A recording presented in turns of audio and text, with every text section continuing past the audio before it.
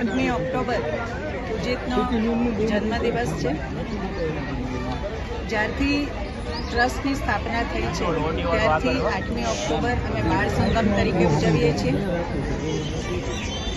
હૃદયસ્થ વિજયને યાદ કરીને આ કાર્યક્રમ આજે એમની ગેરહાજરીમાં ઉજવાઈ રહ્યો છે.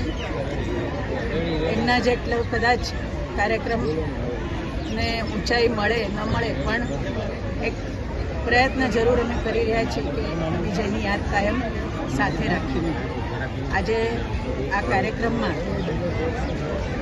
રાષ્ટ્રીય સ્વયંસેવક સંઘના માનનીય સર કાર્યવાહજી માનનીય દત્તાત્રેયજી ઉદ્ઘાટક તરીકે અમને અહીંયા એમની વિશેષ ઉપસ્થિતિ છે.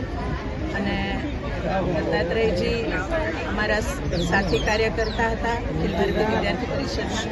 ત્યારથી મારા અને વિજયના એમની સાથેના સંબંધો રહ્યા છે. અને આજે આ કાર્યક્રમમાં એમની ઉપસ્થિતિ અમારા માટે ખૂબ પ્રેરણાદાયી છે. આજે આ કાર્યક્રમ 8મી ઓક્ટોબરનો બાલ સંગમનો કાર્યક્રમ બધા જ છોકરાઓ ખૂબ સારી રીતે માણે એવી ખાસ શુભેચ્છા આજે હું પાઠવું છું.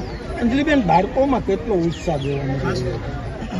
આપ જોઈ રહ્યા છો, બાળકો થનગનતા હોય છે આ કાર્યક્રમ માટે, આ બધી રાઇડ્સ માણવા માટે.